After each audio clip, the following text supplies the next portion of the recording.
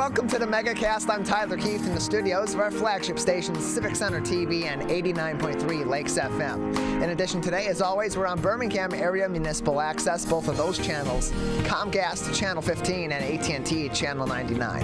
Other community television stations joining us on Comcast Channel 15 and AT&T Channel 99 is City Cable 15 of Southfield, and then on Comcast Channel 10 and AT&T Channel 99, we have Orion Neighborhood Television and the media network of Waterford. Joining us on the radio also is 88.1 WBFH, the Biff out of Bloomfield Hills, as a service of the Bloomfield Hills School District. And then you can find us online on civiccentertv.com. Click on our Watch Live link, and you'll be able to join us in real time live each and every day, 10 a.m. until 12 noon. You can also find all of our replays and other Civic Center TV programming throughout the day, 24 hours a day, 7 days a week, right there. You can also find us live on our Facebook pages, Civic Center TV 15 and Lakes FM. While you're over there, give them a like and stay up to date on everything else that we're doing, including West Bloomfield Laker football broadcasts on Friday and coverage of live events here in the greater West Bloomfield area. Then you can find us also on My Michigan TV or MyMy. Go to mymytv.com. There you'll be able to find us live from 10 a.m. to 12 noon, Monday through Friday, usually, and then some replays of our interviews as well throughout the day, as well as other original programming and imported programming from creators here in the state of Michigan about the state of Michigan from all across the Great Lakes state. Again, that is mymytv.com, where you can also find how to all the places you can download the MyMyTV app or the My Michigan TV app on your smartphone and on your smart TV. If you missed any of that information, or you want to find out more about all of our partnering television and radio stations and web outlets and learn more about the Megacast, find all of our shows on demand and our interviews on demand, go to our website at civiccentertv.com and click on Megacast.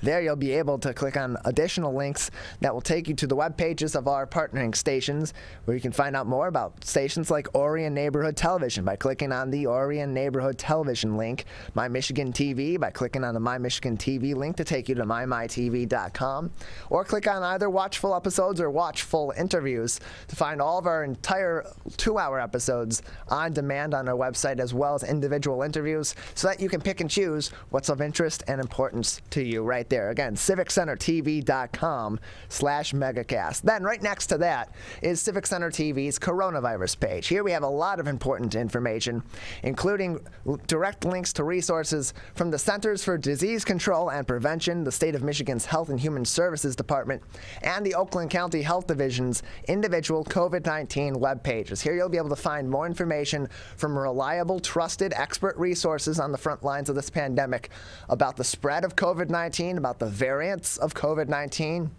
about the efficacy of precautions such as school mask mandates and social distancing and prevention of COVID-19, as well as more information on vaccines, booster shots, vaccines for children ages 5 to 11 that may soon get emergency authorization from the FDA and the CDC combined and start being rolled out here in the state of Michigan. All of that information, you should always start at these 3 resources, and we have each of them linked directly on our website, civiccentertv.com/coronavirus. And under that, if you're living in Oakland County, many of our municipalities here, we have their specific COVID-19 pages as well, so that if you need to pay your city taxes, pay your water bill, go into the clerk's office and register to vote same day for many of today's elections, you can find more information about how those are affected by COVID-19 by going to our website at civiccentertv.com/coronavirus and clicking on any of those links right there. So if you need to find more information in West Bloomfield Township, you can click on the West Bloomfield link,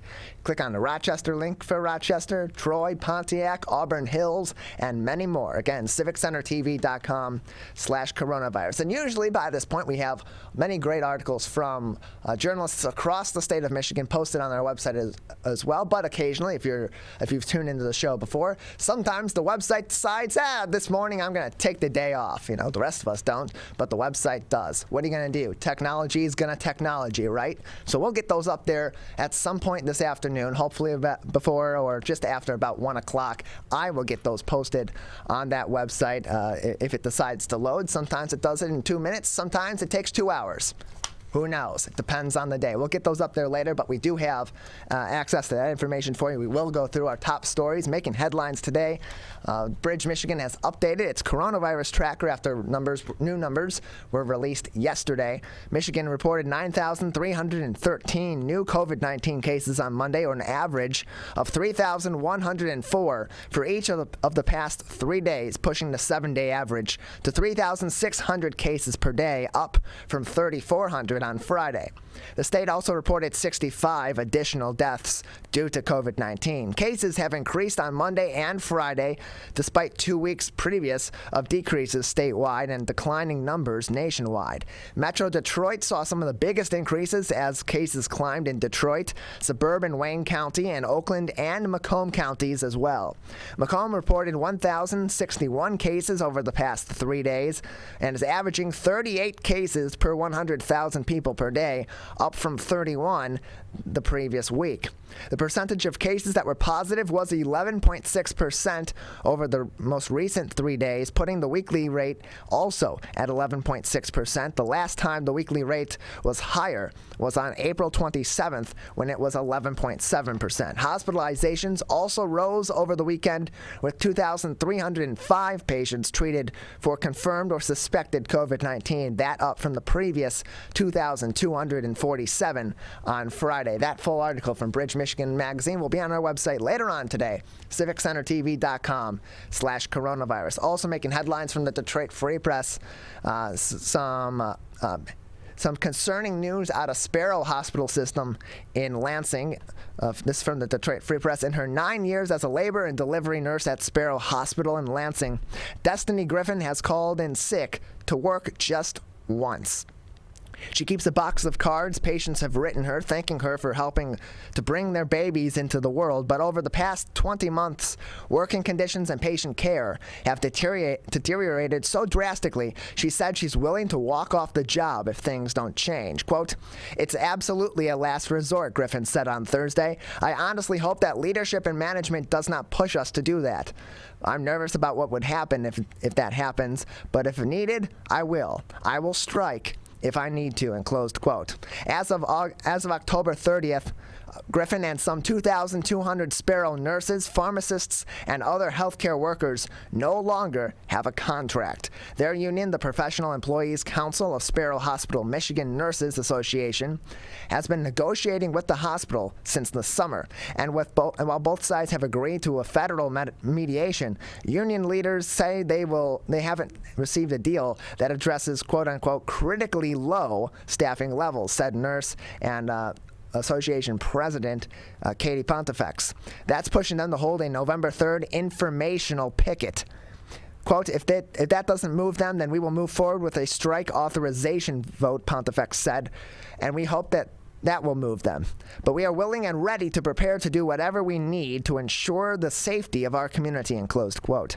But hospital leaders said they're doing everything they can amid rising healthcare and staffing costs, employee turnover and absences, a cut in insurance payments following Michigan's auto no-fault reform, and increasing patient volumes. Quote, "I've never been in a place where we tried to do as much for the staff," said Alan Vierling, the president of Sparrow Hospital. He continued on Friday, "We've addressed issues from assault by patients on staff. We've put resting rooms, and we've done massage chairs, and we've given bonuses, and we've given money, and we've made resources available. And we continue to try, and people are tired, but people are tired across the country. Is Sparrow any different? I don't know that," and closed quote. With a staffing crisis comes patient risk. Bitter fights over whether hospitals are doing enough to retain and recruit healthcare workers aren't unique to Sparrow Health System. The issues here, like hazard pay, longevity bonuses, health insurance costs, and wages, are being hashed out across the country as patient volumes and staffing shortages continue to put enormous pressure on an already burned-out workforce. But lately, contract fights have reached a new and unsettling pitch, workers in several health systems say. After 20 months of putting their own lives on the line and bearing witness to pandemic-level eras of death and suffering, now they're watching an exodus of team members leaving the healthcare field altogether, and they struggle with that. And they struggle with what they say has, as a result, become an unsafe level of patient care. On the medical, surgical, inpatient floors, it's now common for each day shift nurse to have somewhere from 5 to 7 patients to care for at a time, said Pontifex. The shortage is driven by multiple factors. These shortages cannot just be blamed on changes in the labor world, said Pontifex. They're not retaining the experienced staff that they already have right now, she said. There is actually not a nursing shortage nationwide. There's a shortage of nurses willing to put themselves in harm's way by working in an unsafe environment, end close quote. Sparrow could improve retention, she said, by helping workers feel valued, hazard pay, longevity bonuses, retention bonuses, and lower health insurance costs. These simply aren't happening for their union members, said Pontifex. In their initial offer to the PEC SHMNA, the union, Sparrow offered a 1% cost of living raise for each year of the contract, and as of Friday, Sparrow increased that offer to 4% for all members and an additional 3% over the following 2 years of the contract, said hospital spokesperson John Farren. Combined with an additional 1% raise for workers in certain pay brackets, the health system will spend $15 million in wage increases over the span of their 3-year contract, Farren said. Sparrow also has prepared a $1,000 one-time bonus for all full-time workers in the union, as well as $500 for part-timers. But the raise hikes still wouldn't cover the cost of living increases, Pontifex said, pointing to the 5.9% increase in Social Security for 2022. There's also a 12% rise in healthcare costs next year and significantly higher premiums, especially for part-time workers whose family members are on their insurance, she said. Vierling said health insurance coverage costs are rising for the hospital, and those retention bonuses didn't come previously because they're heading into new contract negotiations. Quote, so over a period of 8 weeks, they would work 1 additional shift per week, and two of those would be over weekends, Vierling said. And if they did that, we would give them a $10,000 bonus at the end of the time period, end close quote.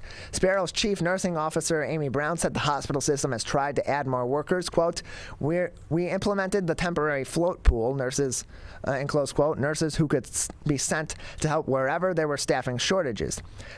She continued on, quote, the $10,000 opportunity was available for part-time, per diem, and full-time staff.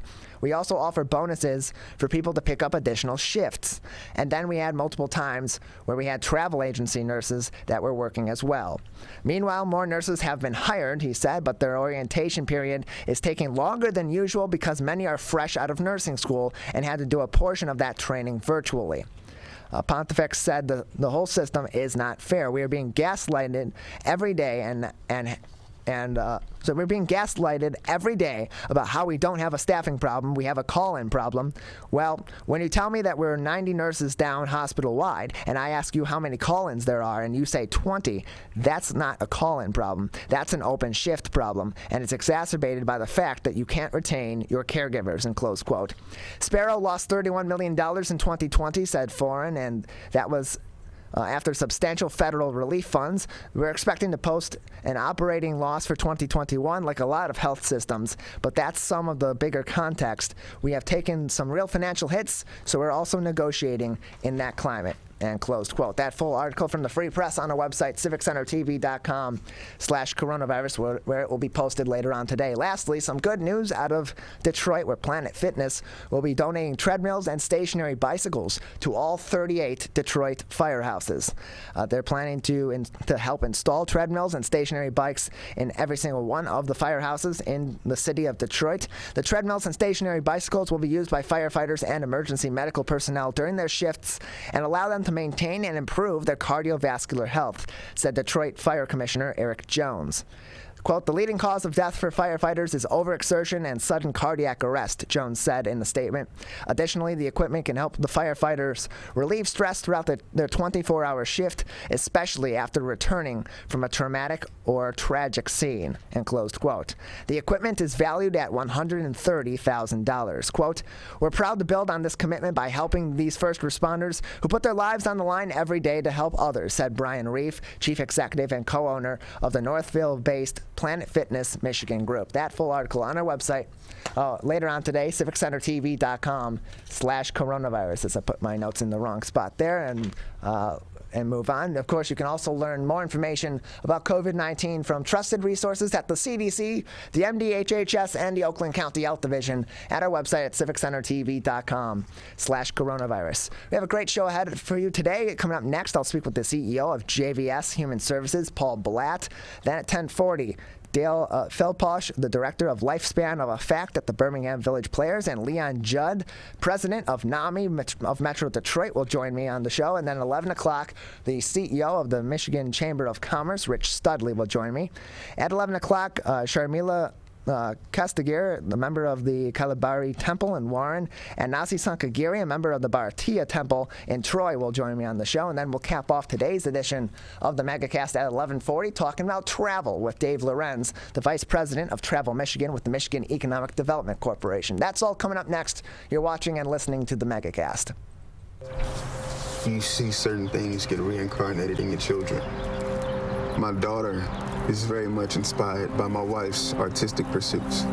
So my daughter started making necklaces. She makes what we call affirmation fashion. I tell her every day that your black is beautiful. Your black is beautiful. Your black is beautiful. And if there's anything better than being beautiful, it's being smart. And if there's anything better than being smart, it's being kind. And reaffirming that every day is our method of making sure her chin never drops.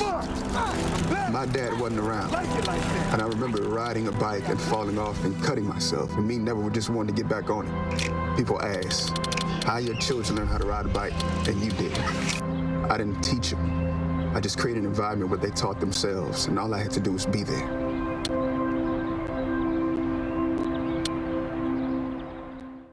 Whether you're the city, the county, or the Huron River Watershed Council. As partners working together to protect our water resources, we agree. Pet waste is the source of harmful bacteria in the Huron River. When it's left on the ground, it can wash into the storm drains. These lead directly to our streams. No filters, no treatment. Here's one thing we know that can help keep our water clean.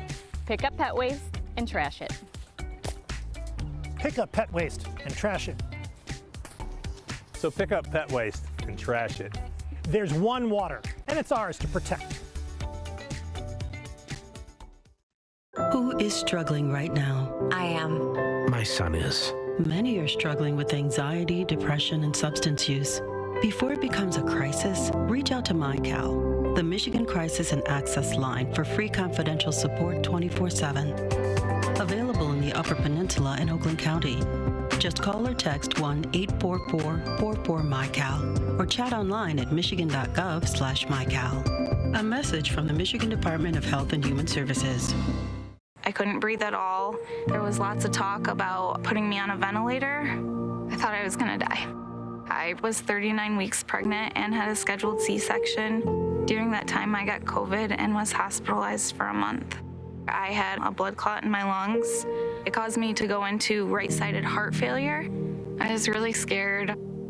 I kept texting my husband and my mom, telling them how scared I was, and I was worried that he was gonna grow up without a mom. And then I was worried if, when I did get home, that he wouldn't know who I was. You know, being 27 and a mom and a wife and having that all almost taken away from me. It's scary, and if a vaccine can prevent that from happening, why not? Get your vaccine. I don't want this to happen to anybody else.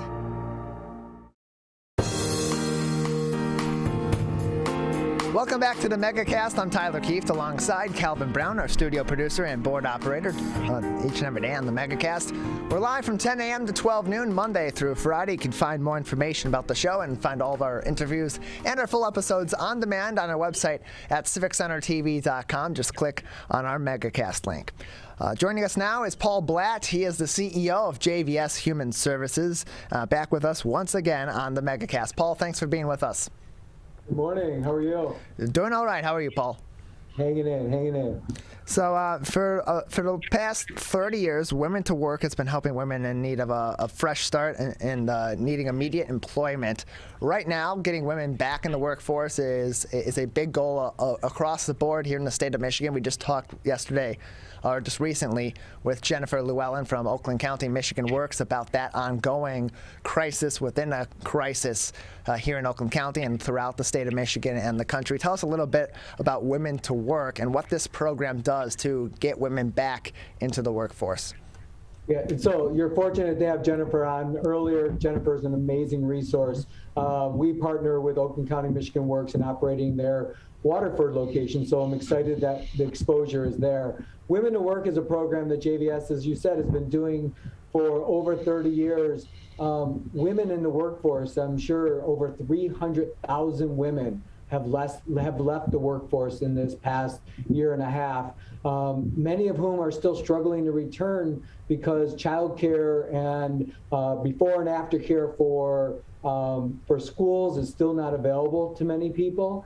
And so when those folks are able to return to the workplace, we know that our workforce is depleted and we need more people returning. So we're excited that JVS will be able to do that through Women to Work. We're joined by Paul Blatt. He is the CEO of JVS Human Services, joining us on the Megacast. And so each year you run a fundraiser called Trade Secrets in order to help raise funds for Women to Work. Tell us a little bit about that event, what people can expect when they, if they do join in and join you for Trade Secrets in 2021. Yeah, that's great. So the Trade Secret is we've asked successful women to come in and share their secrets of success in life.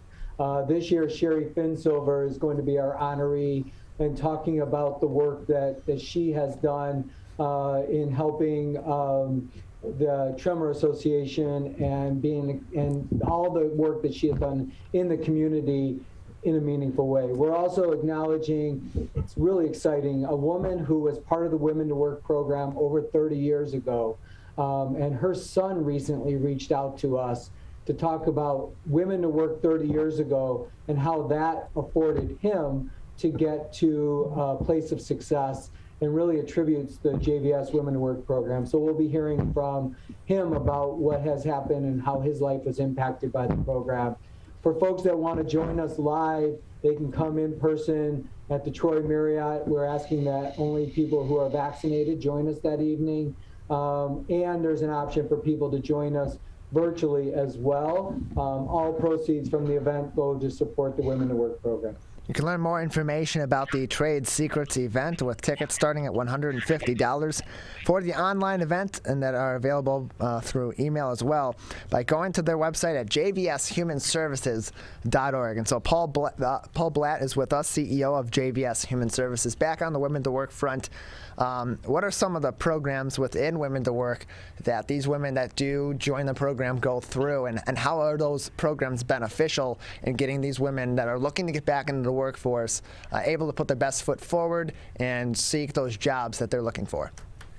Yeah, so the most important thing about the program is that it's giving women hope. When people have been out of the workforce for a period of time, they don't recognize the value that they're bringing to an employer.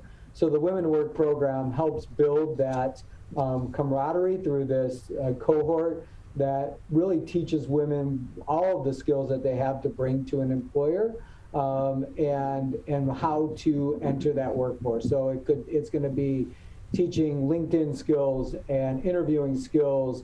So we're really working on helping support people with mental health, knowing that the last 18 months have truly impacted people's views and how they return to the workforce.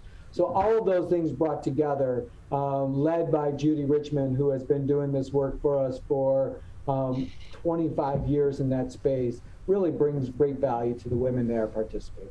And then, so Paul, how do women that are in need of these services, how do they seek them from JVS Human Services? And are there certain qualifications in order to be taking part in Women to Work?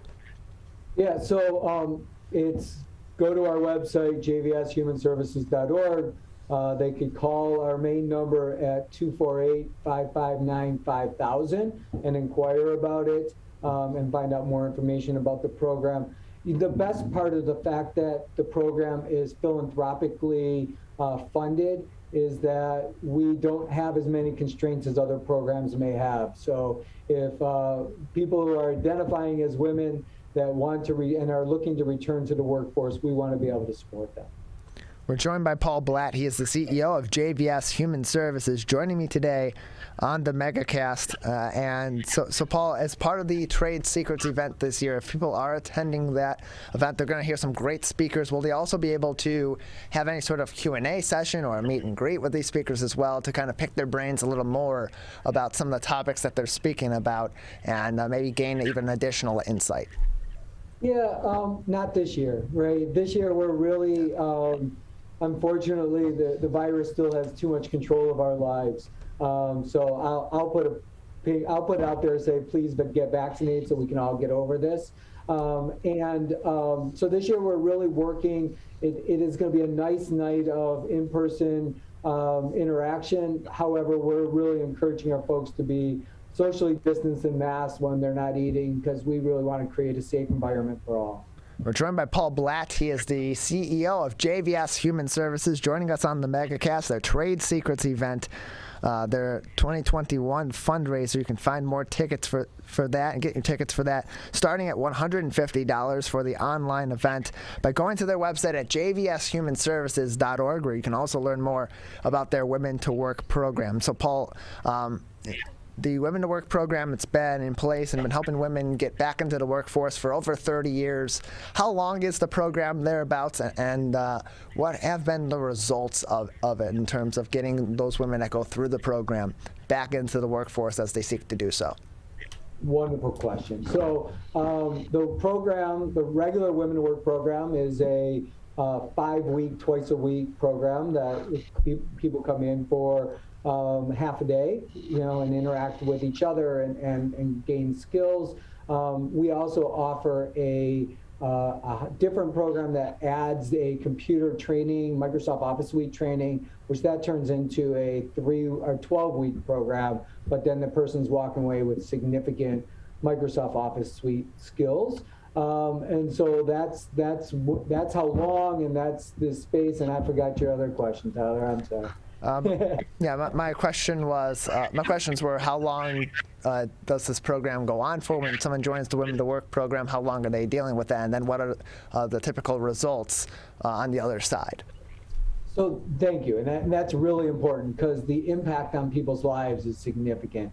We know that over time that over 85% of the women who have joined Women to Work have gone on to gain meaningful employment and or have chosen to go on for further education, that they recognize that they're longer term skills and they want to improve skill sets and gain more training. So between those two options, 85% of them have found success. We're joined by Paul Blatt. He is the CEO of JVS Human Services, joining us on the Megacast to talk about JVS's Women to Work program that's been in place for over 30 years, as well as their Trade Secrets fundraiser that will help to raise funds to run this program again next year. That is coming up soon, and you can find more information and purchase tickets to that online and in-person event on their website at jvshumanservices.org. And so, Paul, during the pandemic, we saw a number of women leave the workforce, a disproportionate amount of women leave the workforce. Now some are starting to trend back toward looking for those jobs and getting back into the workforce as things have slowly but surely kind of emerged back towards some semblance of normalcy. Have you seen an increase over the past several months of women who have been seeking to utilize the Women to Work program to help them put their best foot forward and getting back into the workforce? So yeah, in some ways we have seen an uptick in the last month. And again, I would say that we still have the challenge for childcare. It's still going to be a challenge for folks. And so as we continue to, for those school districts to find people to work in their before and after care, that affords women to return to the workforce. The other factor that we can't overlook is that many people have retired from the workforce, so that adds to that gap as well. But the more we can do to provide a stable home environment for folks, it's going to give us that chance to get women returning. We're joined by Paul Blatt. He is the CEO of JVS Human Services, joining us on the Megacast. Their Trade Secrets fundraiser coming up very soon. You can learn more information and purchase tickets starting at $150 for the online and in-person event by going to their website at jvshumanservices.org, where you can also learn more about the Women to Work program. Paul, just another couple minutes with you before we'll say goodbye. Anything else that would be important for our audience to know that we haven't discussed already today, or any other interesting things coming up through JVS that our audience would benefit from knowing about? So there's so much going on at JVS, and I can't even start to tell you all the amazing things. So come to our website and check it out. Regarding the trade secrets, the only thing I would ask is also that if people were not interested in the evening, there is a raffle that is available online as well. And love for people, it's not as big of an ask for folks. So if people want to jump on and get a $20 raffle ticket and support the work that we're doing as well. I just want to thank Sherry Finsilver for giving up her time and her effort to be with us that night. It's just an honor to be representing the agency and the amazing work that has happened for all these years. Well, Paul, we appreciate it. Thanks for joining us, previewing the Trade Secrets event and telling us more about the Women to Work program, as so many women that left the workforce earlier on in the pandemic for a number of different reasons are looking to return, and hopefully are going to be able, with the help of JVS and with the help of this program, find great jobs that will be good for them returning to the workforce in a completely new world than the one that they left the workforce in. So thanks, Paul. Thank you. Appreciate it. You can learn more information again, jvshumanservices.org. We're going to take a quick break. On the other side, we will be joined by a couple of people. One is the director of Lifespan of Effect at the Birmingham Village Players, Dale Feldpausch, and then Leon Judd, the president of NAMI of Metro Detroit, a local nonprofit, will also join us on the Megacast. That is coming up next. You're watching and listening to the Megacast. Motorcyclists are hard to see. To keep everyone safer, it's important to always look for them and know where most crashes occur. 84% of motorcycle and vehicle crashes happen on streets, not highways. And most crashes with motorcyclists occur when vehicle drivers are turning left. So before turning, especially to the left, make sure you look for motorcyclists. Then look again. It could save a life.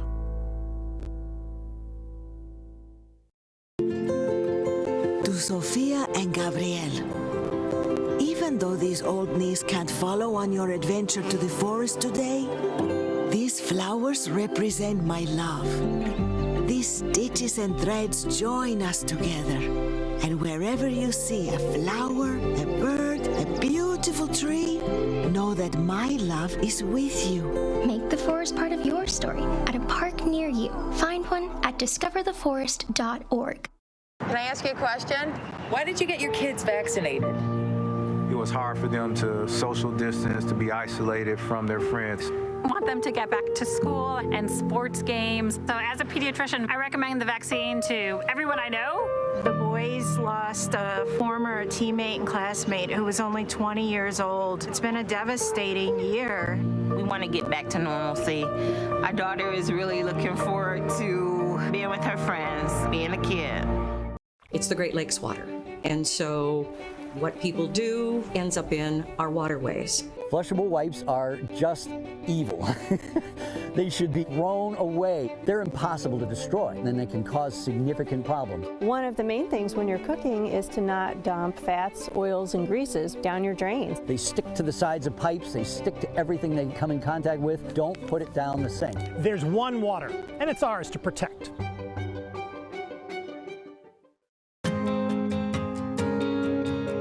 When times get dark,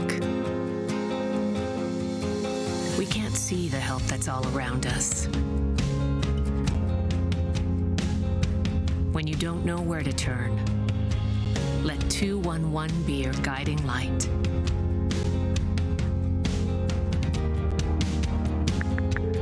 211, how can I help you? Our guides are ready to connect you with the help you need.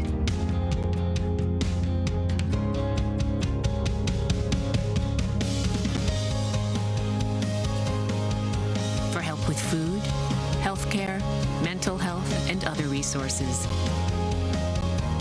Call 211 or visit 211.org. 211. Get connected, get help. We may come from different organizations, but we work together to protect the Huron River for everyone. Neighborhood storm drains carry water directly to local creeks and streams. No filters, no treatment. Storm drains also help reduce street flooding when it rains. So clearing storm drains and the areas nearby of trash and leaves helps keep them for rain only. It is easy to do your part by adopting a storm drain. Find a storm drain, check it, and clear it every month. So keep storm drains for rain only. There's one water, and it's ours to protect. We as Michiganders feel connected to this resource in a way that I think is really powerful. Conservation starts with a caring, committed community. For me, it's peaceful to have a relationship with the river. Every single one of us has a role to make sure that those waterways stay safe and healthy, being careful about what goes down the storm drain. Just even eliminating some of your single-use plastic makes a difference. There's one water, and it's ours to protect. People are getting out to walk and bike in higher numbers. More vulnerable road users and higher speed traffic can be a dangerous combination. Crash severity has increased, so if you're driving, be sure to slow down and look for people. There's no need to speed. If you're biking, ride with traffic. If you're walking, avoid stepping into the road if possible. If you have to walk in the street, walk facing traffic. Learn more at walkbikedrivesafe.org. When times get dark, we can't see the help that's all around us. When you don't know where to turn, let 211 be your guiding light.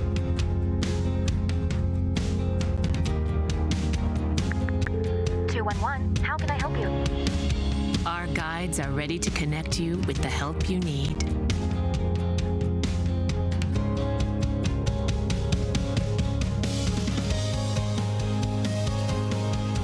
For help with food, healthcare, mental health, and other resources. Call 211 or visit 211.org. 211. Get connected, get help.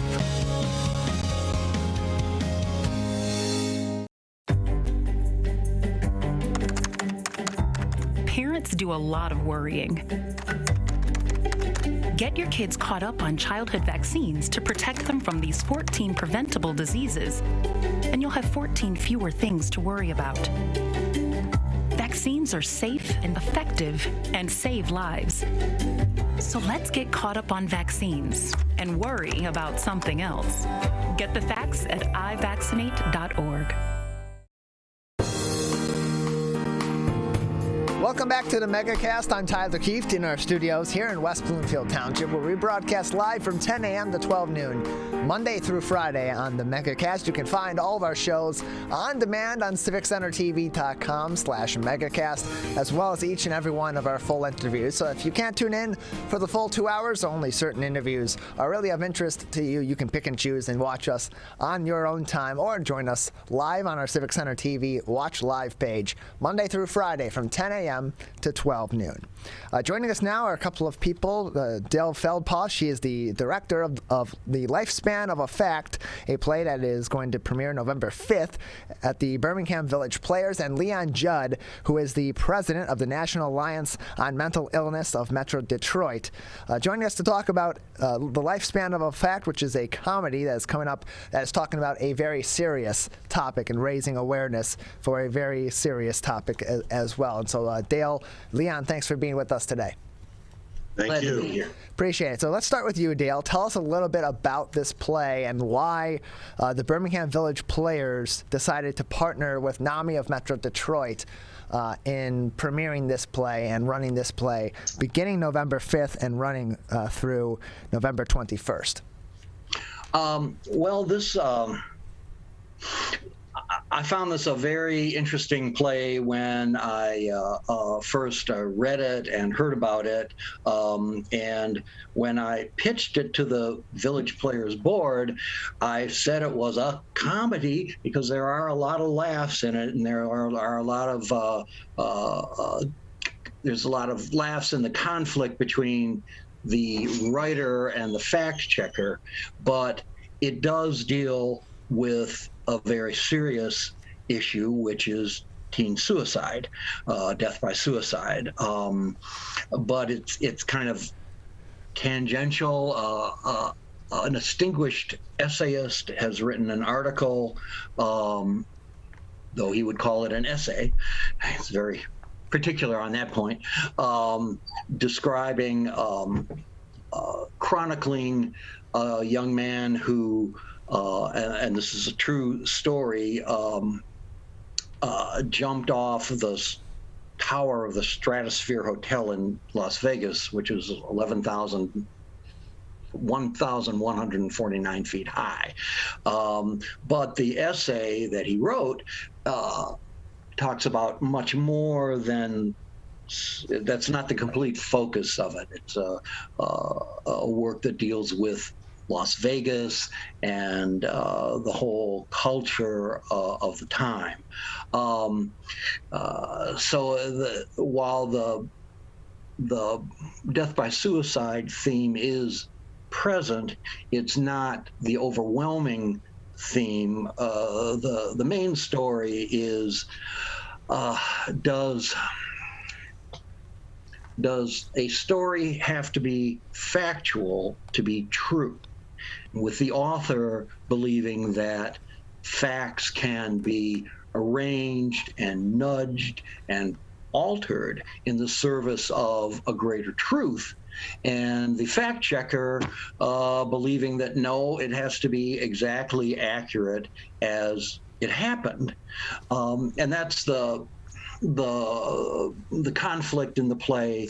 And there's a third character of the editor of the magazine, which is going to publish, or is considering publishing, this piece. And she's kind of the referee between the author and the fact checker. We're joined by Dale Feldpausch. She is the director of The Lifespan of a Fact, which is going to be premiering November 5th at the Birmingham Village Players. They will have shows on Fridays and Saturdays, November 5th and 6th. Friday and Saturday, November 5th and 6th, the 12th and the 13th and the 19th and the 20th at 8 p.m. And then Sunday, November 7th, 14th, and 21st at 2 p.m. at the Birmingham Village Players Playhouse on Woodward in Birmingham. Tickets are $20 plus a $1 processing fee for each ticket order, and you can purchase those tickets online at birminghamvillageplayers.com. We're also joined by the president of the National Alliance on Mental Illness of Metro Detroit, Leon Judd, with us on the Megacast as well. And so, Leon, what drew NAMI of Metro Detroit to partner with the Birmingham Village Players in premiering this play and in launching this production in Birmingham? What ultimately led your organization to jump on with this and put your support behind this to raise that awareness? Well, thank you. Yeah, it is a critically important topic. And the play, I think, is going to help bring light to this. In October, it was National Suicide Awareness Month. So NAMI Metro was involved in a significant number of the American suicide prevention walks that went on. And what we know is, as a result of the pandemic and other things, there's been a significant increase in the number of suicides as well. So, when you look at numbers saying that, suicide is the second leading cause of death for ages 10 to 24 years old from those studies, and 90% of those also have an underlying mental health condition. anything that we can do in our community to raise awareness about this is critically important and will actually save lives. So our mission obviously is to improve the quality of life for family members as well as individuals who deal with a mental health condition, because suicide could be, death by suicide could be one of the ultimate factors that is there. So we're pleased to be involved with this play. We're joined by Dale Feldpausch, the director of the Lifespan of a Fact at the Birmingham Village Players, and Leon Judd, the president of NAMI of Metro Detroit. And so in this partnership, and this can be for either one of you or even both of you, Dale and Leon, with this partnership, what is being done? Obviously, the play is going to be drawing some attention to teen suicide, and ultimately will be sparking those conversations within the cast, within the crew, and certainly within the audience from viewing the play and from being part of that experience. But what else is being done through this production to raise that awareness and raise funding even for the programs through the National Alliance on Mental Illness and other organizations that are helping to prevent teen suicides? Let's start with you. Well, I know that we're having lobby displays for NAMI, and we're just hoping to raise awareness. Leon, you may know more. I'm not sure. I haven't directly been involved. I'm going to give a shout out to Chris Kelly, our publicity person who has put this all together, and she could probably answer that better than I. I've just been focused on getting the thing up on stage. But I know that we're going to have a display, and I believe we're accepting donations. If we're not, I definitely want to make one my personal self, as this is an important, very important issue, and people that we know very closely have been touched by it. And, yeah, in dealing with Chris, we've supplied a couple of large display items that brings awareness to mental health and suicide, especially to young people. And there'll be more information that'll be available for people to pick up as well, because it is significant. I can't stress enough how much impact the pandemic has caused to so many people. I mean, our helpline, crisis helplines, have jumped 100%, over 100%. Just with people, this isolation is one of the biggest things that impacts somebody, especially with, anxiety and depression, and with many of those people, it can lead to attempts of suicide or suicide ideation. And so Leon, as this pandemic has gone on, we're 20 plus months into that. We know the impact that it's had generally across the board on people's mental health, but particularly for teens, being that they've experienced that isolation of the pandemic as well. They were their regular lives and their developmental lives were disrupted by being out of school and out of those social situations. And of course, it can be, I'm sure it was a very confusing situation for them as well, not entirely understanding the magnitude in some cases of what we were going through worldwide. How much of an impact did that have on the need for NAMI's services to be available to people, and the need for more awareness of those services and other mental health services in our communities? Yeah, NAMI is an all-volunteer organization. And it's everything is peer run, so it's family members who have a loved one with a mental illness that are involved, and it's individuals themselves who are dealing with a mental illness who are in recovery. So what it's done is all of the crisis calls that we're getting, if we can't get them referred out to specific services that are provided in the community, we have like 10 family support groups in the Tri-County area. We have 6 support groups for individuals who are struggling with a mental health condition themselves. We also have education programs that we have for families that have just exploded for people who have a loved one with a mental illness and are trying to learn more, trying to learn what it is that they can do to help them. Because quite honestly, suicide ideation comes up in many of those crisis calls that we get. We're joined by Dale Feldpausch. One point in the play. I'm sorry to interrupt, but in the play and in John DeGatta's original essay, it talks about Las Vegas in particular having a very poor suicide hotline program, and I'm sure there are other communities that could be bolstered by NAMI and their efforts in trying to help people that are in crisis. We're joined by Dale Feldpausch. He's the director of the Lifespan of a Fact at the Birmingham Village Players. Learn more information on their showtimes and purchase tickets on their website at birminghamvillageplayers.com. You can also get more information and purchase tickets by calling 248-644-2075. That is 248-644-2075. And Dale, in terms of the conversations within the cast and the crew, how have those been sparked by participating in this play? Have you had those kinds of discussions openly in the forum with your cast and your crew? Because rehearsing for this play, preparing for this play, it's as much as it is a comedy, the subject matter is emotionally taxing, and especially with what we're going through, I would imagine those conversations were pretty easy to spark, or at least pretty easy to be sparked by going through this experience. Yeah, the cast has they've done marvelous work and really have committed very strongly to this. But we have, had some very meaningful discussions about the impact of this. My wife and I have shared. My wife is the assistant director for the show, Kathy.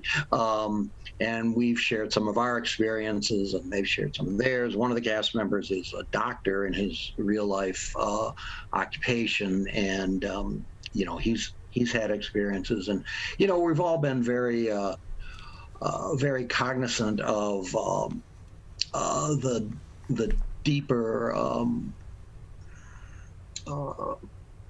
message in the show regarding the suicide issue, as well as the truth versus fiction kind of portion of it. So yeah, it's the play itself has a lot to unpack, and I think that audiences will have many things to discuss and think about and chew over, and that they'll be entertained by the performances and all the work that we put into it. And then Leon, just a few more minutes before we go. Leon Judd, the president of NAMI of Metro Detroit, is also with us on the Megacast today. Leon, what are some of those programs that are available for teens or for teens' families that may be dealing with a mental health crisis or may be having suicidal ideations? How can they, of course, get help preventatively from NAMI of Metro Detroit and try to intervene as early as possible in that crisis? Yeah, it's not only NAMI of Detroit or NAMI Oklahoma and Macomb counties. There's a lot of agencies that are out there that can help as well. They have some wonderful programs, but people have got to commit to doing this. There is a significant problem. It's called anosognosia. What it is a lack of insight for so many people that don't even have insight to the fact that they've got a mental health condition, so they let it go. Getting therapy and getting treatment is critical, especially in the early stages of getting early awareness. But also, we have these support groups that I talked about earlier for people who are struggling with a mental health condition themselves. You can get those at namimetro.org. All one word, NAMI, NAMI-METRO.org. And on that homepage, you'll see something that says support groups. You can click on that, and all of the support groups will be listed. Most of those are being run via Zoom because of the pandemic still. We typically meet in hospitals and churches where we have these support group meetings, but because of the pandemic, hospitals still are not allowing groups like ours in their conference rooms. So we're anxiously awaiting to get back in. So in the meantime, we do a lot on our helplines. for support in getting people directed to the right kinds of services, as well as our Zoom meetings that we have. So those are things. Just understanding what the warning signs are for suicide can save a life, and people need to understand that, and they need to understand the suicide prevention hotline, which is 800-273-TALK, and getting that number out to people. These are non-judgmental people that'll be answering the phone and can help people get through what could be a troubling time.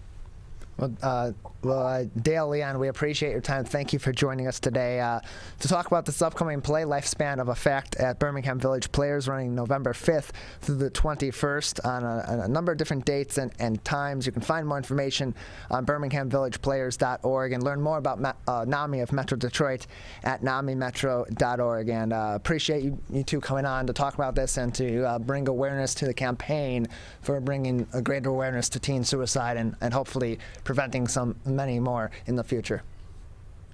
Hey, thank you very much. Appreciate it. Again, you can learn more about NAMI of Metro Detroit's work at namimetro.org. And again, if you are in crisis yourself, or if someone in your life is in crisis, please call 800-273-TALK. That's 800-273-8255, or visit suicidepreventionlifeline.org.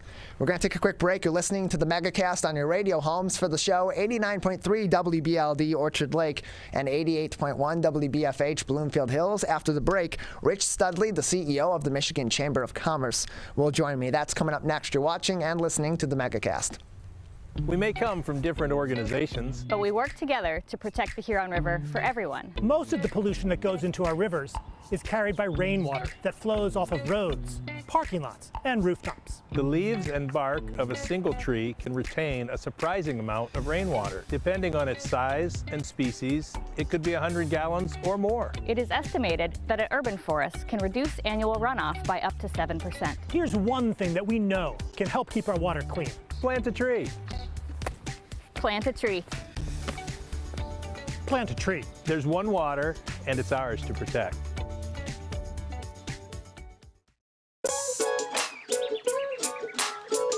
One of the things you can look for in your friends is a change in behavior. These can be big changes, they can be small changes in mood, physical appearance. They may be sleeping less or sleeping more, drinking more, or their eating patterns may be different. One big change that can be pretty obvious is change in motivation. Do they no longer want to play basketball? Do they no longer want to play video games? Now that we're spending more time online and in virtual settings, it's really important to pay attention to the language that your friend is using and the words they're using to communicate. So when we text our friends, are they taking longer amounts of time to respond? Are they not responding at all? You don't have to be an expert to try to recognize these signs. The second that you feel it in your gut and that you're concerned, that's the second to have the conversation and open the door to what might be going on. Whatever gets you talking.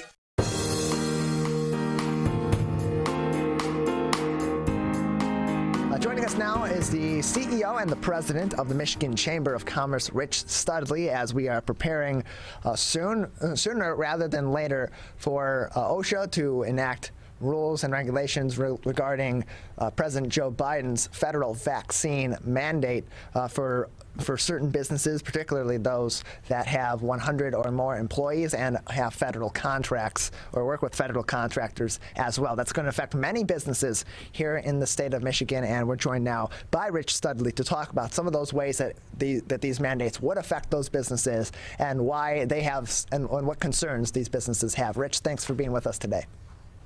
Good morning, Tyler. Nice to be with you again on the Oakland County Megacast. I really appreciate the opportunity.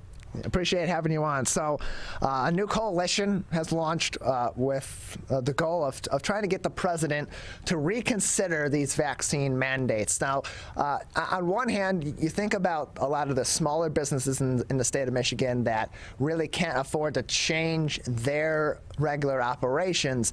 Many of those have less than 100 employees. This wouldn't necessarily affect them unless they have federal contracts or work with federal contractors on federal projects. But there are also a lot of very large businesses in the state of Michigan that would also have to in some ways change their business model, or at least their regular operations model, in order to comply with this vaccine mandate. What are some of the main concerns of this coalition that is trying to lobby the president, lobby the White House to reconsider or completely change this impending mandate? Over a month ago, President Biden announced that he had decided to establish a nationwide federal vaccine and testing mandate. Here at the Michigan Chamber and many local chambers and trade and professional associations across the state have been working to educate and inform Michiganders about the importance of making a careful decision, the opportunity to take advantage of safe and effective vaccines. So our message is not anti-vaccine. In fact, here at the Michigan Chamber, we are pro-vaccine, but we're respectful that that's an individual decision. We're concerned about a one-size-fits-all federal mandate. We established the coalition last week because today in Michigan, as we speak, no one in state government can tell you what will be in or out of President Biden's federal vaccine mandate. That is in part because the president, the White House, decided to circumvent, to not participate in the traditional federal Occupational Safety and Health Act, or OSHA, rulemaking process.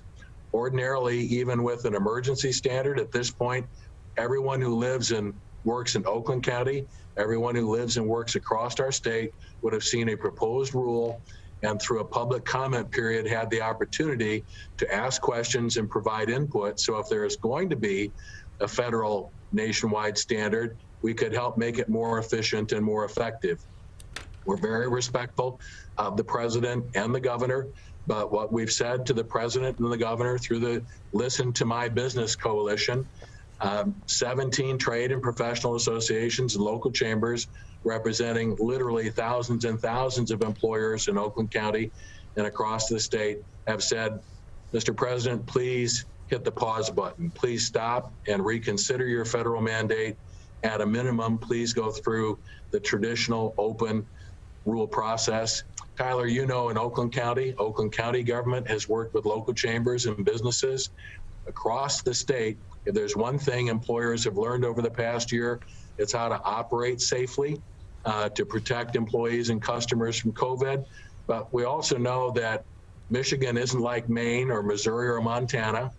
Oakland County isn't like Oceana County up north, that manufacturers are different than the construction industry. Construction is different than retailing. These one-size-fits-all federal mandates are inherently problematic. You mentioned earlier that the president has said it will apply to employers with 100 employees. Today, I can't tell you or your viewers how they will decide who is an employee. Now, that may sound like an obvious or silly question, but in the real world, employers need to know, will this federal standard apply only to regular full-time employees? How about regular part-time employees? Or as retailers gear up for the holiday season, will it apply as well to temporary seasonal employees? No one knows whether they will be covered or not. A single violation of a federal MIOSHA standard or OSHA standard can result in one employer for one accidental mistake being fined thousands and thousands and thousands of dollars. Yeah, you look at it in a couple of different ways. On the one hand, part of this mandate that's been discussed so far from the White House and outwardly, of course, the regulations of this mandate and the operations in which it's going to be enacted have not been mapped out just yet by OSHA or by the White House. But on one hand, this is affecting federal contractors, and much like we've seen in some of the vaccine mandates in our local hospital systems, that's their prerogative. They're working with these people. They're working on these projects. If you want to work with the federal government, if you want to work with a certain client, you're going to need to adjust to your client. But at a more broad level in the state of Michigan, in local areas throughout Michigan, in other areas throughout the U.S., a one-size-fits-all option isn't necessarily going to be viable. A business in Petoskey may be more or less able to comply with those regulations than a business in Tucson or a business in Wilkes-Barre or somewhere else in the U.S. And so there's where that problem kind of comes in, and that's why you have chambers across the state of Michigan, Battle Creek, Grand Rapids, Lansing, Northern Michigan, Petoskey, and the Traverse Connect, all coming together and saying, well, we need to hit the brakes here and put together a more specific plan. Like you said, your chamber, the Michigan Chamber of Commerce, does support vaccinations, but really wants to have that input put into this planning process. So that brings up the question of, what do Michigan businesses need in terms of that communication and planning, and what are they looking for? Should there be a vaccine mandate that is eventually enacted with specific rules? What do they need in order to be able to comply properly with those mandates, but not be at a full detriment to their business operations in doing so? Even in the same community or the same industry, employers are different. A lot of that is a function of size. Larger, more sophisticated companies are often better able to comply with federal or state mandates because they have in-house legal counsel, in-house occupational safety and health experts, in-house HR experts. But again, a lot of the concerns on the part of especially small and medium-sized businesses are practical. Am I going to be required to administer COVID tests for employees? That's a question we can't answer today. The related question is, if I'm going to be required to administer COVID tests, my guess is at the Oakland County Megacast, for example, there probably isn't anyone on staff who is a registered nurse and licensed or qualified to administer COVID vaccines. What happens if an employee takes a rapid test and tests positive for COVID? Do you have to send them home immediately? What happens if you send them home and 3 or 4 days later a follow-up test indicates that they didn't have COVID? And so how would you get COVID tests? We still have employers who really had to move heaven and earth to comply last year with state and federal requirements to make sure that they had masks and gloves and gowns if it wasn't your ordinary part of a business. This mandate is completely different for an airline or a hospital than a small business owner in the hospitality industry. At the foundation, we're saying every employee, every employer should have input, and these decisions should be made on a business-by-business basis. That's why we've established a website, listen to mibusiness.com, where people can go and listen and learn. Tyler, part of the good news I wanted to share with you is we're a state plan state. That means that Governor Whitmer and the Michigan Department of Labor will implement the federal standard. Initially, the governor was non-committal about whether state government would look at the federal standard and see that as a floor or a ceiling. Sometimes there's a tendency in Lansing for state officials to want to do a lot more than what is required by the federal government. We are thankful and express our appreciation to the governor, Susan Corbin, who directs the Labor Department, Sean Egan, who's the deputy director for MIOSHA. This week, in a big win for the coalition and businesses in Oakland County and across the state, MIOSHA indicated, our state agency said, they have no plans to go beyond the federal standard. So that just shows you the positive impact we can have when we ask good questions and work together at the state and local level to try and make sure if there is a regulation that it's fair, it's effective, it's affordable, it's responsible, and that it works. It's one thing to have a plan on paper, but if that plan on paper doesn't work in the real world, then it will create more problems than it solves.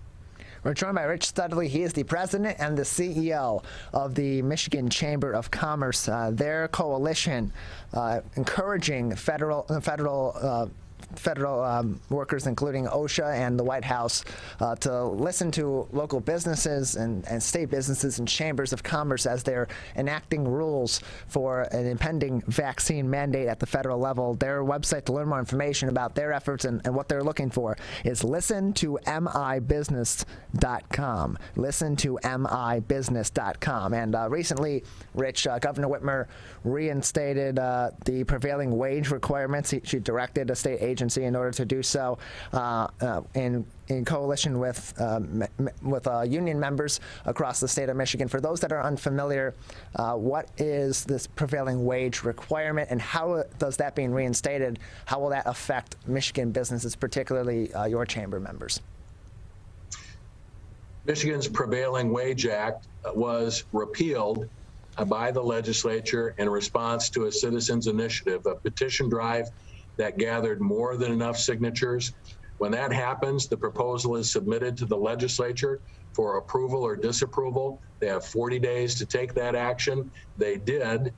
Duly elected members of the State House and Michigan Senate exercised their constitutional responsibility. When the legislature votes on a citizen's petition, the governor is not required to sign and cannot veto. That action took place 2 years before the governor took office. So our view is that her unilateral decision, her extra legal decision to reinstate or reenact a law is simply not something that any governor, Democrat or Republican, has to do. People of goodwill can agree to disagree on prevailing wage, but the way it was administered in Michigan before it was repealed was to increase the cost of state construction projects and local construction projects by state government if state funding was involved. It turned into a union wage requirement, discriminating unfairly against non-union workers and merit shop contractors. It increased the cost of construction projects anywhere from 10 to 15%. So we're urging the governor to reconsider. My guess is that there will be legal challenges both to the president's federal COVID mandate and to the governor's action, especially as we learned that what she did after the state budget was approved was to increase the cost of that state budget. The legislature is very unhappy about that. We're hopeful that the governor and lawmakers can work together to resolve it, but no governor has the authority to bypass the legislature and enact laws, especially ones that were properly repealed by duly elected lawmakers. That is a serious violation of separation of powers. It is simply an unconstitutional act. At this time, is the Michigan Chamber of Commerce on either of those issues, the federal vaccine mandate or the prevailing wage reinstatement by Governor Whitmer, any plans to initiate or join lawsuits at this time? Our first choice, whenever possible, is to resolve important public policy issues through the legislative process, to work with the administration, whether it's the White House or the governor. We're hopeful that upon reflection, the president will hit the pause button, the governor will reconsider her unilateral and extra legal action. We're not reluctant to go to court if we have to, but that is a decision we have not made, and we always view that as a last resort. But again, we have three branches of government, not just one: executive, legislative, and judicial. Going to court is always an option when there is a serious constitutional question before us. I hope it doesn't get to that, frankly. Lawsuits are difficult, time-consuming, and very expensive, and we all have better ways to spend time and money. We're joined by Rich Studley, CEO and President of the Michigan Chamber of Commerce, joining us this morning on the Megacast. And Rich, your organization recently announced support for the Michigan Cannabis Safety Act. It was a bipartisan piece of legislation, and one of the aims of this was to redirect a lot of the illicit market into the legal market for recreational cannabis here in the state of Michigan. What ultimately led to, or what elements of the bill led to such sweeping support and strong support from the Michigan Chamber of Commerce? At the Michigan Chamber, we're member-driven and policy-focused. We were approached by chamber members months ago, responsible, ethical businesses that want to be a part of this growing industry, but believe that it needs to be properly regulated. It needs to assure that we have safe products being distributed at the local level. And what we want is a level playing field. Whether you smoke marijuana or not, whether you have used marijuana from a healthcare provider, marijuana is here to stay. Statewide, voters have approved medical marijuana and then recreational marijuana. We think the choice is simple, to do nothing and allow an illegal, untaxed, unregulated, unsafe black market to continue to grow, or to act responsibly and to make sure that marijuana, whether it's medical or marijuana, is safe, licensed, taxed appropriately and properly regulated. We became involved primarily out of a concern for safety. And so we want to make sure that this industry, which is growing and is here to stay, is viewed as an industry that is responsible and ethical and complies with state laws, that it's not the Wild West. And that's a challenge that we have in some communities with unlicensed or unregulated marijuana providers growing more than is allowed under the medical marijuana law and then distributing it beyond their healthcare clients to others. Rich, we appreciate you joining us today. Anything else at this time that would be important for our audience to know, or things that our audience should be keeping an eye out for at the among Michigan businesses or at the state or federal level in regards to legislation that they should be keeping an eye on at this point in time? Well, thank you, Tyler. Our job is to protect and connect and strengthen our members. If you'd like to learn more about other key issues that we've been talking about today, I would ask your viewers to visit michamber.com. If you want to learn more about the federal vaccine mandate and testing program, please visit listentomibusiness.com. And again, thank you for the opportunity to be with you today. Keep up the good work. Today, it is easier than ever to join Michigan's Organ Donor Registry and help build a bridge of hope for organ, tissue, and eye donation. Just one person can potentially save or help improve the lives of up to 75 people. By joining, your legacy could be the gift of life. Sign up today at michigan.gov/SOS or at any of the more than 145 Secretary of State self-service stations located across Michigan. Be part of Michigan's Bridge of Hope by adding your name to the Organ Donor Registry. Today, it is easier than ever to join Michigan's Organ Donor Registry and help build a bridge of hope for organ, tissue, and eye donation. Just one person can potentially save or help improve the lives of up to 75 people. By joining, your legacy could be the gift of life. Sign up today at michigan.gov/SOS or at any of the more than 145 Secretary of State self-service stations located across Michigan. Be part of Michigan's Bridge of Hope by adding your name to the Organ Donor Registry. When times get dark,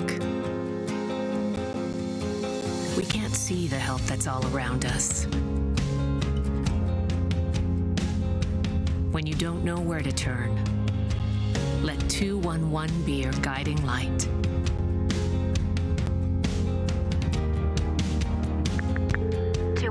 How can I help you? Our guides are ready to connect you with the help you need.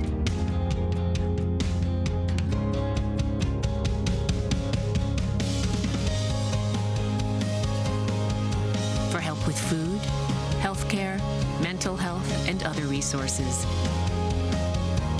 call 211 or visit 211.org. 211. Get connected, get help.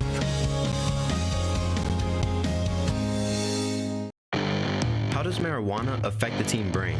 Our brains are still developing into our 20s. With regular use, marijuana can affect teen brain development. It can affect our brain's circuitry and blood flow and impair thinking, learning, and memory function, which could hold us back from reaching our potential. Don't let marijuana mess with your brain. Get the facts at michigan.gov/drug-free. Whether you're the city, the county, or the Huron River Watershed Council. We work together to protect water resources for everyone. Most of the pollution entering our rivers is carried by rainwater that runs off roads, parking lots, and rooftops. A rain garden helps catch stormwater runoff. Rain gardens and their plants help dirty runoff soak into the ground. You can do your part to help keep our water clean. Learn about rain gardens and native plants. So consider a rain garden in your home landscaping. Catch the runoff with a rain garden. There's one water, and it's ours to protect.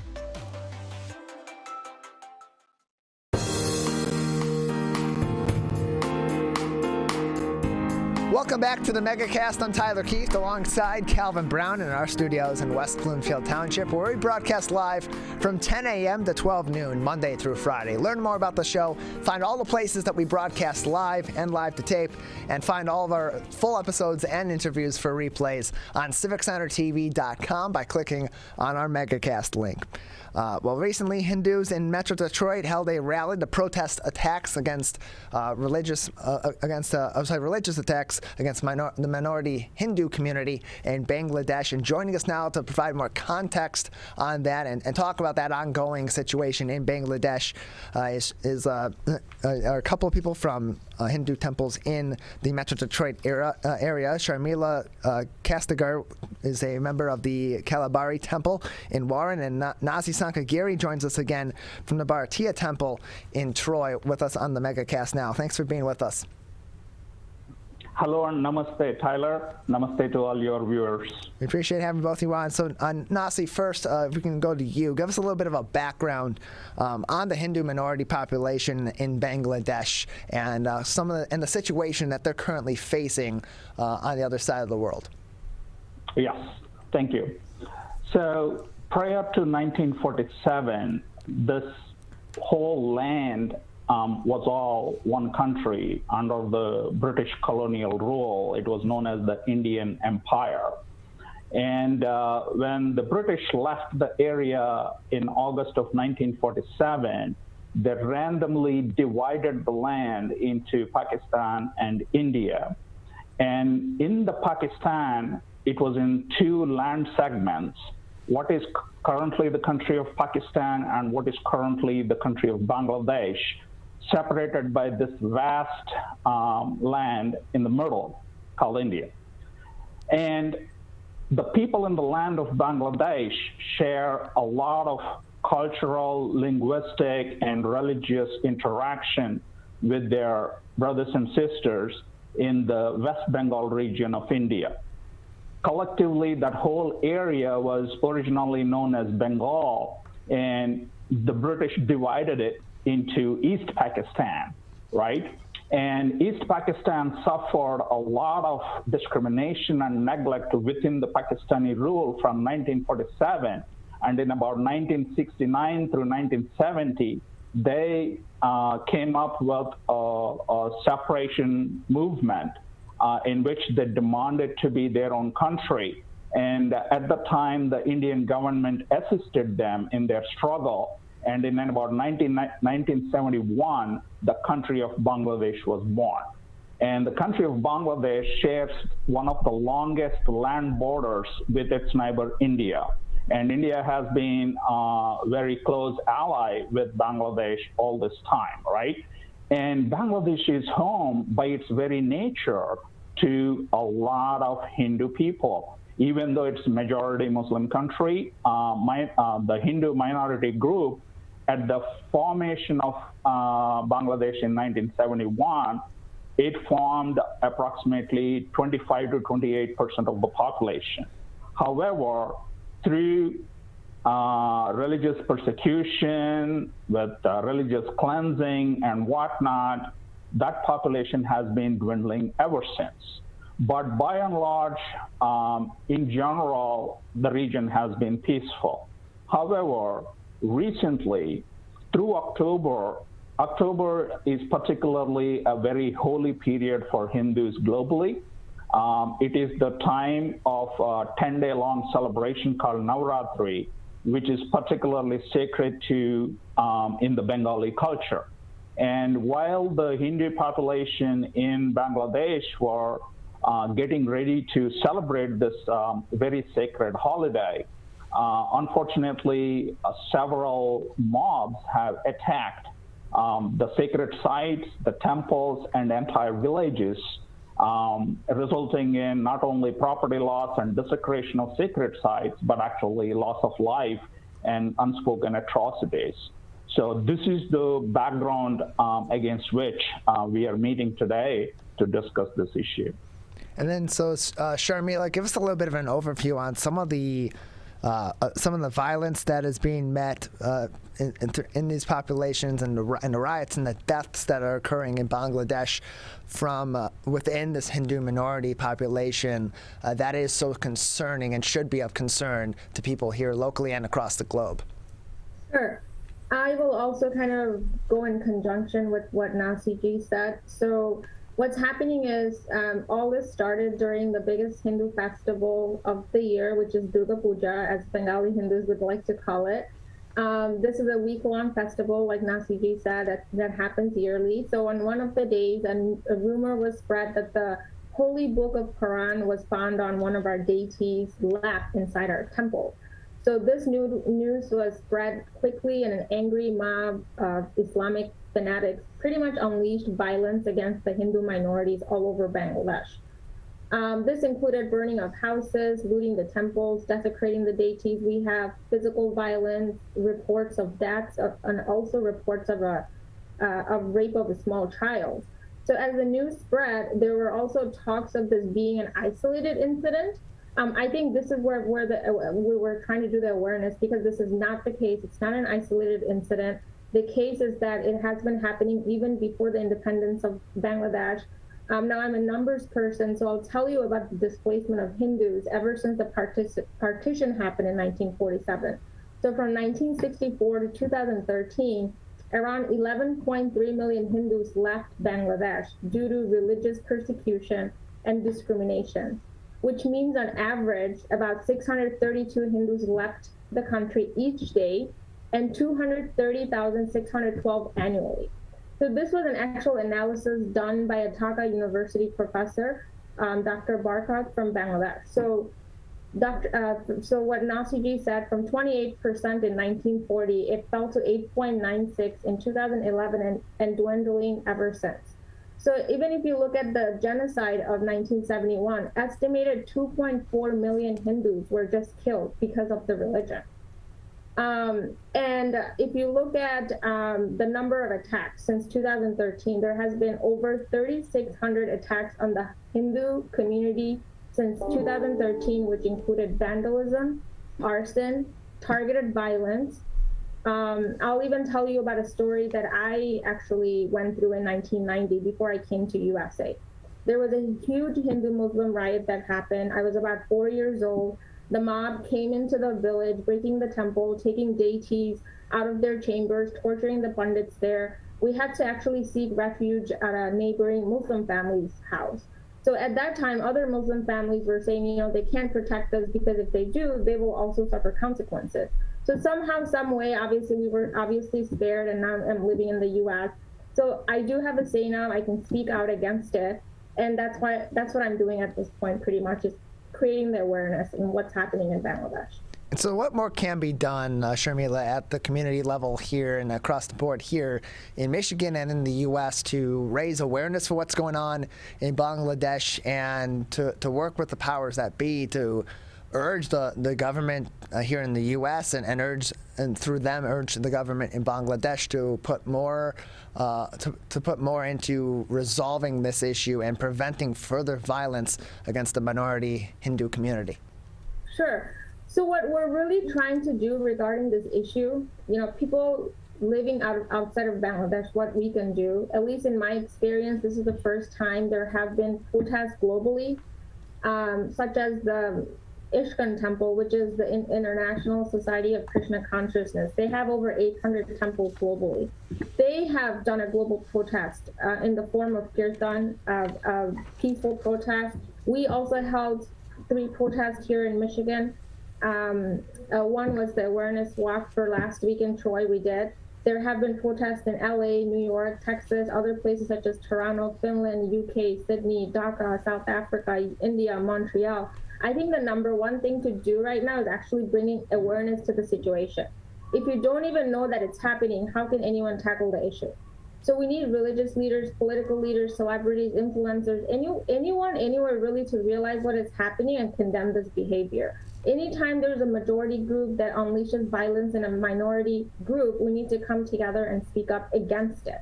So we really need to put aside religions that are just here to separate us and just become one as a human being. The country of Bangladesh actually sells itself as a secular country, and I think it's time for them to act like one.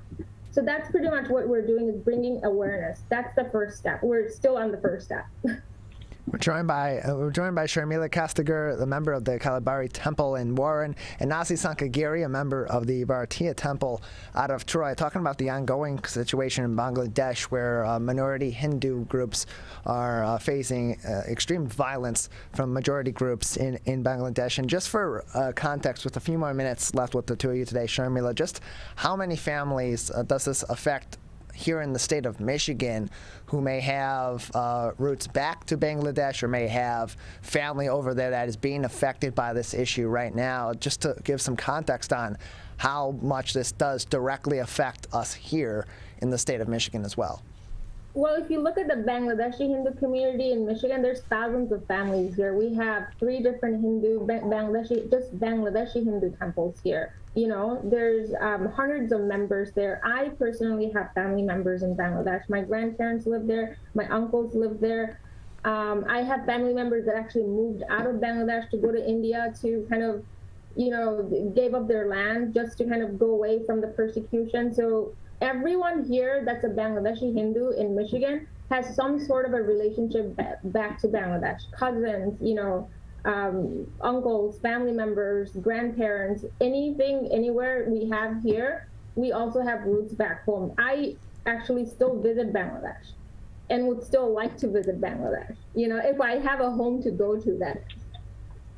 We're joined by Sharmila Khastagir and Nasy Sankagiri talking about the situation ongoing in Bangladesh, where minority Hindu groups are facing hate crimes and violence at a mass rate right now. And so we appreciate both of you coming on to raise some more of that awareness in our community here, and for what you're doing out in the community to raise awareness for this, so we can try our best to help the people of Bangladesh resolve this issue before it becomes even more violent and more lives are unnecessarily affected by this, as they already have been in so many ways. Anything else that we should be aware of at this moment, or other ways that people can help out right now? If I can take a moment to offer a couple of things here. One thing we would urge your viewers, especially those people who are sensitive to global issues and human rights and justice, please do reach out to your congressperson and the senators of Michigan, Debbie Stabenow and Gary Peters, and please let them know of your awareness and your concern about this burning human rights issue.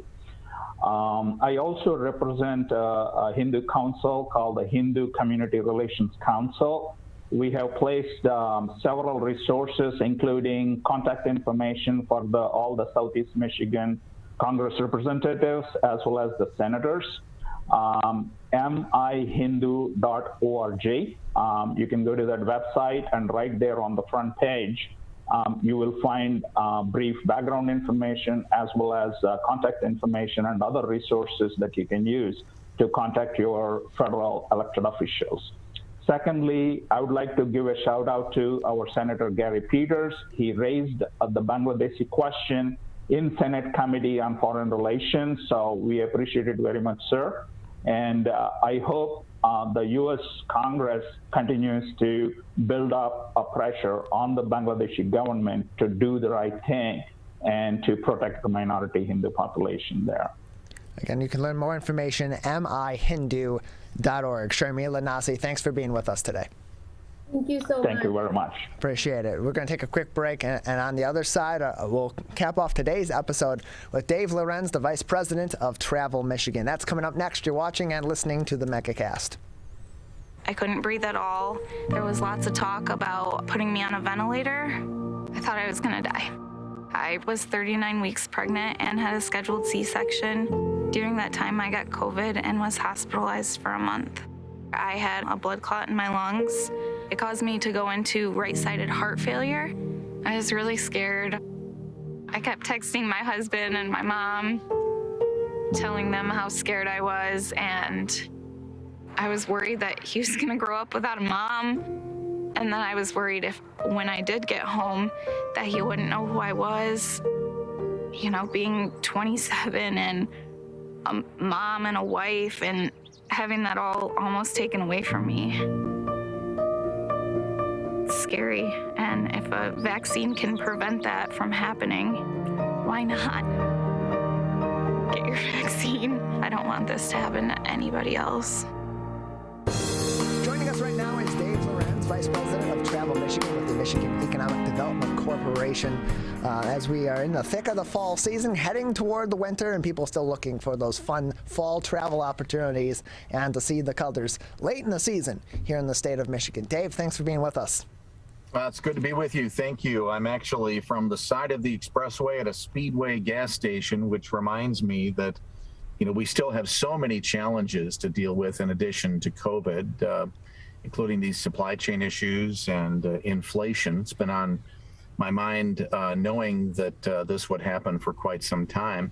It's going to negatively affect the travel industry, but, you know, in some ways, I think the travel industry is going to be able to help people at this difficult time by providing experiences which they can use either for gift-giving ideas or just to relax and unwind and kind of get away from some of these stresses of the day that we're all dealing with today. Yeah, you've mentioned it before, Dave. We have so many sights to see in the state of Michigan, so many hidden gems that people can go to as destinations to get that getaway. And so I think that's a great idea to be giving gifts this season that are travel focused. People can stay here in the state of Michigan. They don't have to go all too far to see something really spectacular here in the Great Lakes state. And what's really good about this travel industry right now and some brightness in the future is that the Pure Michigan campaign will be coming back in full swing after about a $30 million appropriation. The campaign is scheduled to reboot beginning as soon as this coming winter and into the 2022 year. How is that going to be going, and what should people be expecting to see from Pure Michigan really soon? Yeah, in fact, I've just left a series of meetings that we've had this last couple of days in Detroit with our agency partners, MMGY Global, owned out of Detroit. Their base camp is in Kansas City, but we're really happy that they're setting up a new office in Detroit to build out their Detroit operation. To help us on the marketing end. And then Finn Partners, another Michigan business, is going to be helping us on the public relations and social media side. But, you know, the challenge with the way we fund the Pure Michigan effort is really along timing lines. The state budget starts October 1 of each year. And by this time of the year, by the time we know what our budget is, we're scrambling to put together a package which really helps generate travel in the winter months. So we're moving quickly on all the onboarding processes that you go through with new partners, in addition to preparing for a winter campaign, which we hope will inspire travel this winter at a really challenging time. And we're already looking toward the warm weather season. We're really happy to have a $30 million budget. I think it's an appropriate level of budget for this year, considering all the needs that the state has. You know, last year we had a $15 million budget, and the prior year we were without budget. And that was after having a $36 million prior to that budget. So we've had this real roller coaster of budget. And I'm not a guy who believes it's all about money, because it's not. It's about ideas and innovation and working with partners and collaborating. But there are times when you get to a certain point where money makes a big deal of difference. And we're there right now. So our challenge going into this next season is going to be, you know, handling all these scheduling issues we're now dealing with. and coming up with the right message that both inspires travelers, makes them aware of the opportunity to safely travel, and as we mentioned earlier, of the possibilities of using travel as a gift-giving opportunity when, unfortunately, a lot of those things aren't going to be on the shelves this season. We're joined by Dave Lorenz, Vice President of Travel Michigan with the Michigan Economic Development Corporation. And Dave, as the Pure Michigan campaign comes back, what will be the theme or some of the focus of the revamped campaign as you begin to push these out not only regionally, but beyond the state of Michigan as well? You know, we've always led with nature kind of imagery in our campaign because it's so compelling. And even if you're not looking to go to using a trail or going on the water or enjoying our, millions of acres of forest, it's inspirational and it's aspirational. It makes you want to be there, even if you're kind of an indoor person and would rather just, sit in a spa all day. These things inspire you to look at that place in a different way, which we call Pure Michigan. So that type of a message will continue, but it's going to be really important for us that we do our best to also get people back to the cities, because we're starting to have this rebound in the travel industry.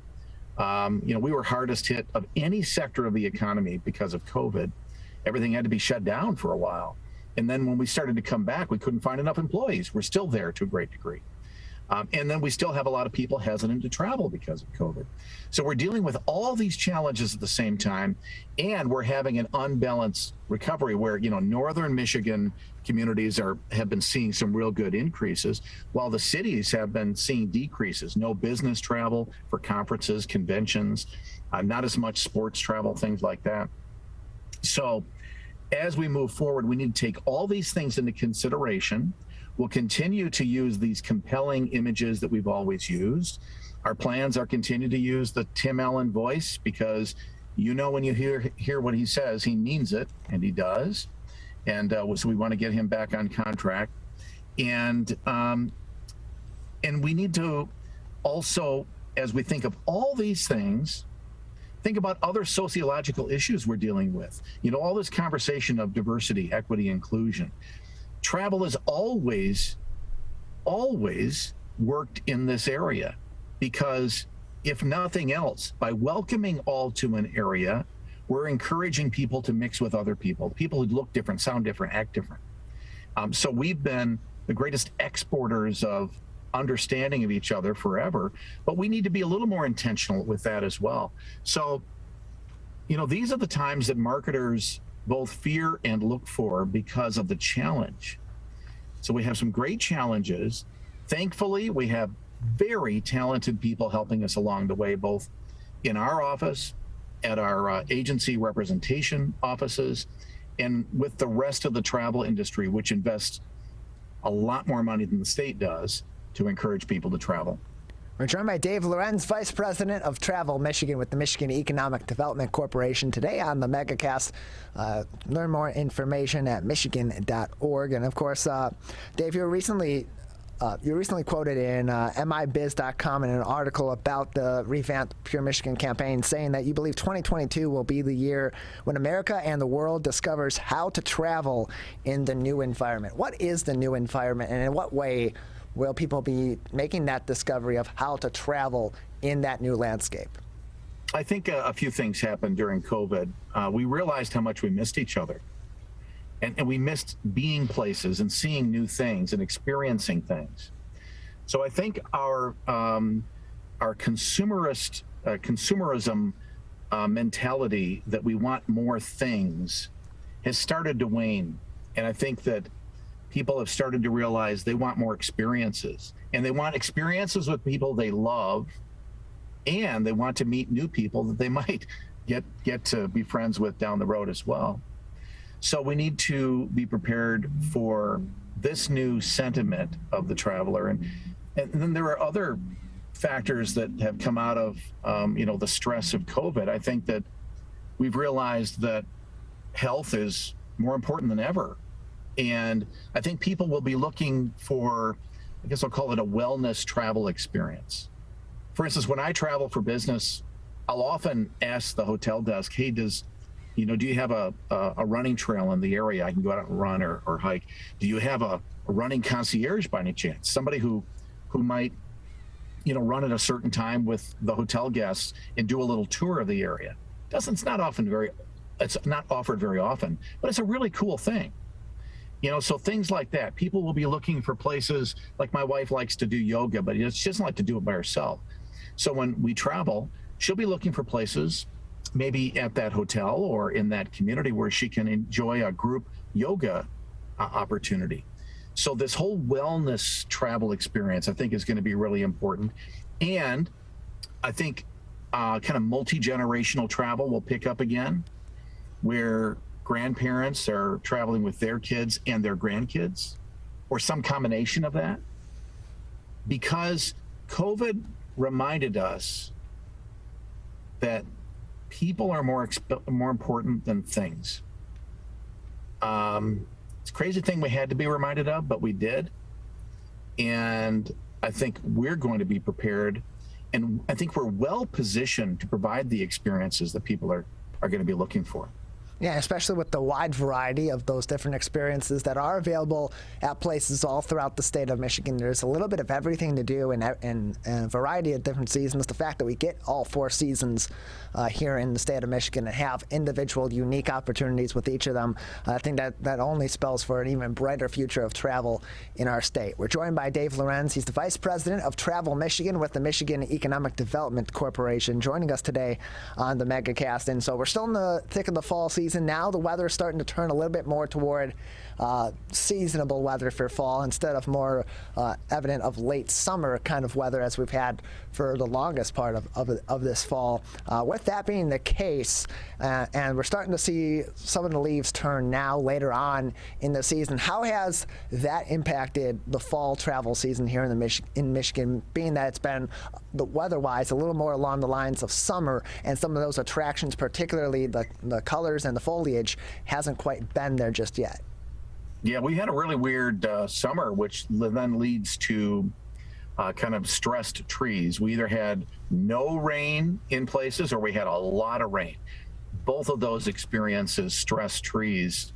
So with our many variety of deciduous trees that are out there, they have changed in an unusual pattern this year. So the far western UP, early in the season, it was spectacular. I mean, I've been up there many times, but it was incredible. And now later in the season, typically we'd see some pretty vibrant colors still, kind of in the middle part of the state at this point for another week, but that's been accelerated a bit. So we're kind of in what I like to call acorn season, where you're going to see a lot of acorns dropping along with those leaves, but you can still see a little bit of color. In fact, I was surprised on 94 between Detroit and Lansing. I could see more color than I expected. So at this point, I really recommend people kind of stay kind of south of Lansing. I would even say kind of south of that 94 line. You might want to consider going east and west along what we call the Sauk Trail, that 12 corridor, the original major route between Detroit and Chicago. So really cool little towns too, as you look at the area, Coldwater and so many others, Marshall, and kind of goes on and on and on. So think about that this weekend and for the next week or so, but don't put it off. I think this will basically be the last week to really see some really good color, and kind of think about the middle of the state, the waterfront parts, like downriver and such, Monroe and whatever. I think we'll have maybe one more week beyond that, but not much more. We're joined by Dave Lorenz, Vice President of Travel Michigan with the Michigan Economic Development Corporation, today on the Megacast. And so as those fall colors are coming in late, you talk about the impact of the extended summer season on the fall travel industry. Are you expecting that the fall travel industry, or the fall travel traditions here in the state of Michigan, that season of travel will extend a little bit into the winter season, or will have a little bit more of a blend? And how may that be impacting some of these destinations that typically get the bulk of their business during a typical fall season? Yeah, this whole year has been a little wacky because, one of the things that happened during COVID is this virtual experience that we can have, virtual work, virtual school, virtual everything if we choose to. So that's provided a new opportunity for people to travel in kind of unique times for them. Used to be when kids are going back to school, basically that would stop a lot of the weekday traffic travel for people. Well, what we're seeing is a lot of adults now who are working from home are using this opportunity to do some, travel and then kind of work during the day virtually, be it a unique and fun place for evenings. Even some families are doing this and still doing some virtual schooling during the days as well. So I think that's extended the travel experience, and I think it's going to help us, especially in northern Michigan, for fall business this year. I think that'll happen in the winter as well. And then next year, I think we're going to see kind of a return to a more normal schedule. But I do hope that both the education community and families start to think about these opportunities that have come about with a new realization of how to do these virtual experiences. Maybe this will set up an opportunity for us to travel at different times, to use that travel experience as an educational opportunity as well. When my son was young, my wife's a now retired teacher, but everywhere we went was an educational opportunity. So now that we can kind of travel during the week as a family, working with the schools, I think it provides some real opportunities, and we're going to see that next year. We're joined by Dave Lorenz, Vice President of Travel Michigan with the Michigan Economic Development Corporation, today on the Megacast with us. And Dave, the colors in the state of Michigan still changing on the leaves. I had some family, my mom, my stepdad were recently up north to see the colors with some family, and we're starting to see things turn down here. Where can we get more information on some of those destinations across the state where people can still see the colors and they're in luck this late in the season? Yeah, we always say your trip begins at michigan.org. You've heard Tim Allen say that many times. And what we mean by that is you go to that website, we have a bunch of information. I think we still have the fall color information on the homepage. But if not, go to michigan.org, do a search, fall color. You'll see a map. That should be pretty accurate still. You can kind of adjust it by timing to see what the color seems to be. And then, for next year, make sure to sign up for the fall color e-newsletters that go out as well. And they are pretty detailed on where the best colors are going to be. People are discovering Michigan from all over the country as a fall destination now. So it'll mean in the future, as we come back from the negative impacts of COVID, there's going to be more competition for hotel rooms and such. So get those e-newsletters so you can be prepared to book your places in the future. And like we said, you still have a little bit of time to enjoy it here in the southern part of the state. And just for reference, on their website, michigan.org, you go about a third of the way down that page, and you'll see a link that says unique fall color tour spots. Click on that. You'll still be able to see some of those unique destinations. Dave, anything else that we should be keeping aware of at this moment in time for the travel industry in the state, or any exciting news that we should be keeping a lookout for in the near future? Yeah, well, next week when we meet with the Pure Michigan Governors Conference on Tourism in Detroit, I think there'll be some news that comes out of that. There are always, news that comes out about like our award winners. I love the fact that our partners, the Michigan Restaurant Lodging Association, they do what we call the stars of the industry.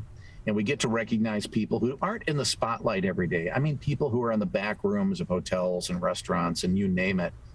So, be looking for information about those winners.